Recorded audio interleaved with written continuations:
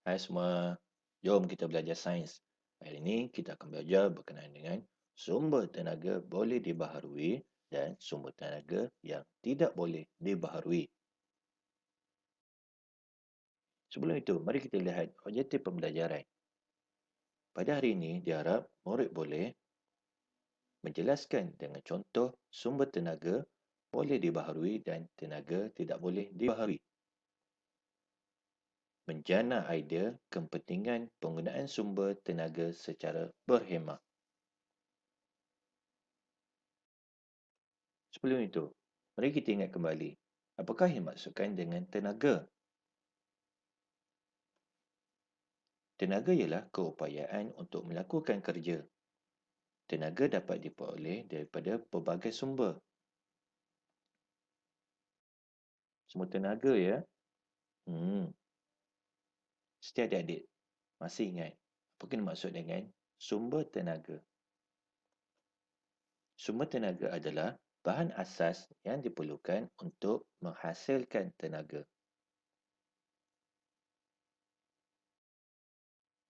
Mari kita ingat kembali sumber-sumber tenaga. Yang pertama, matahari. Kedua, ombak. Ketiga, air. Keempat, angin. Kelima, biogesim. Keenam, bahan api fosil, iaitu terdiri daripada arang batu, gas asli dan petroleum. Dan yang terakhir, bahan nuklear. Contoh, uranium.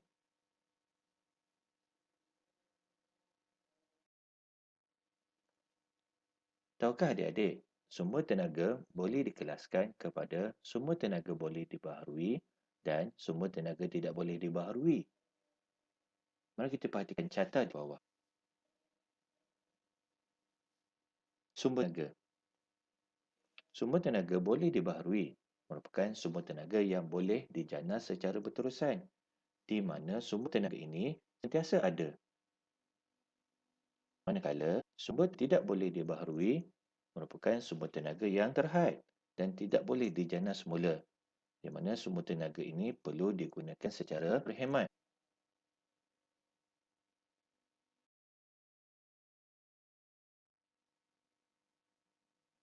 Mari kita kenal pasti sumber tenaga yang boleh dibaharui.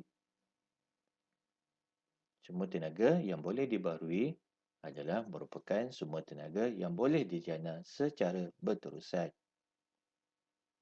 Apa ya sumber tenaga yang boleh dibaharui? Mari kita lihat. Matahari. Matahari ialah sumber tenaga yang sentiasa ada. Ombak. Ombak wujud secara semula jadi. Biogesim. Biogesim sentiasa ada kerana berasal daripada bahan semula jadi. Adik-adik masih ingat lagi apa itu biogesim? Contoh biogesim adalah seperti najis haiwan.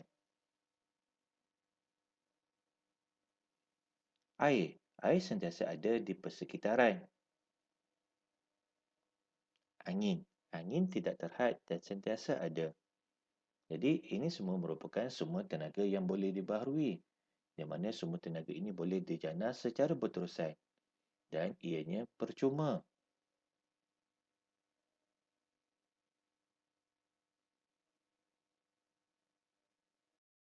Seterusnya, mari kita lihat pula sumber tenaga tidak boleh dibaharui, di mana sumber tenaga ini merupakan sumber tenaga yang terhad dan tidak boleh dijana semula. Ya, yang pertama, bahan api fosil. Bahan api fosil akan kehabisan suatu masa nanti. Contoh bahan api fosil adalah arang batu, gas asli dan petroleum.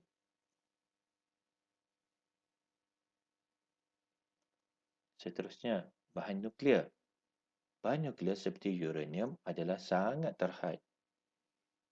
Jadi, sumber tenaga tidak boleh dibaharui ini adalah sumber tenaga yang terhad dan tidak boleh dijana semula. Penggunaannya perlu digunakan secara berhemat. Kebanyakan tenaga yang kita gunakan pada hari ini berasal daripada sumber tenaga tidak boleh dibaharui.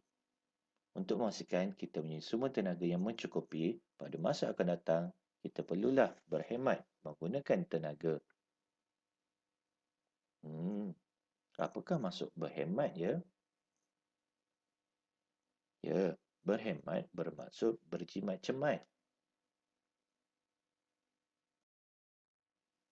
Apakah kepentingan penggunaan sumber tenaga secara berhemat? Mari kita perhatikan situasi di bawah. Situasi pertama. Wah, panas sungguh pada hari ini. Ali pun membuka alat pendingin hawa. Sekejap lagi sejuklah. Mari kita lihat selepas sebulan. Ali terkejut. Mahalnya bil elektrik bulan ini. Banyak tenaga elektrik yang telah digunakan. Penggunaan alat penghawa dingin telah menyebabkan peningkatan tenaga elektrik. Penggunaan elektriknya meningkat. Mari kita lihat situasi kedua pula. Panasnya hari ini. Ali pun membuka tingkapnya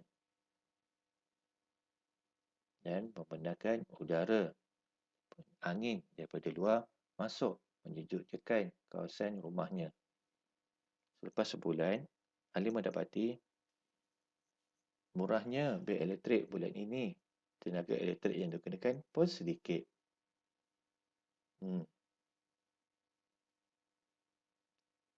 Apakah kepentingan penggunaan sumber tenaga yang ditunjukkan dalam situasi ini?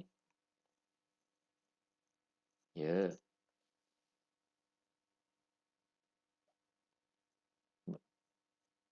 Kepentingan penggunaan sumber tenaga secara berhemat dapat mengelakkan pembaziran tenaga.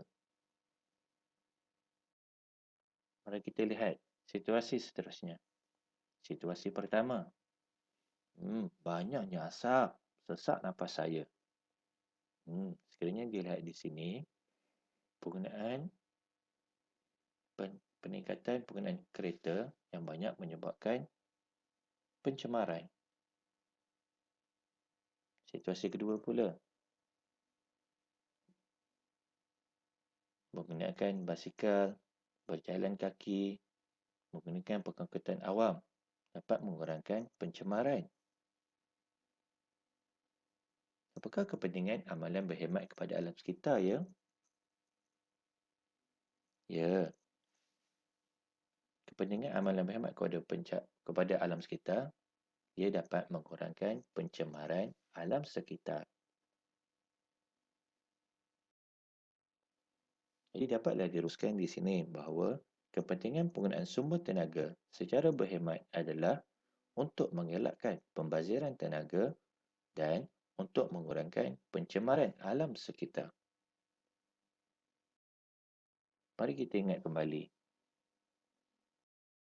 Sumber tenaga dibahagikan kepada sumber tenaga boleh diperbaharui dan sumber tenaga tidak boleh dibaharui. Di mana sumber tenaga boleh dibaharui adalah sumber tenaga yang boleh dijana secara berterusan. Manakala sumber tenaga tidak boleh dibaharui adalah sumber tenaga yang terhad dan tidak boleh dijana semula. Sumber tenaga boleh dibaharui, contohnya adalah matahari, ombak, air, angin dan biojisim. Sumber tenaga tidak boleh dibaharui pula bahan api fosil iaitu arang batu, gas asli, petroleum dan bahan nuklear, contohnya uranium. Kepentingan penggunaan sumber tenaga secara berhemat adalah untuk mengelakkan pembaziran tenaga dan untuk mengurangkan pencemaran alam sekitar. Tahniah, hari ini kita sudah belajar contoh sumber tenaga boleh dibaharui dan tenaga tidak boleh dibaharui, kepentingan penggunaan sumber tenaga secara berhemah. Semoga berjumpa lagi. Bye.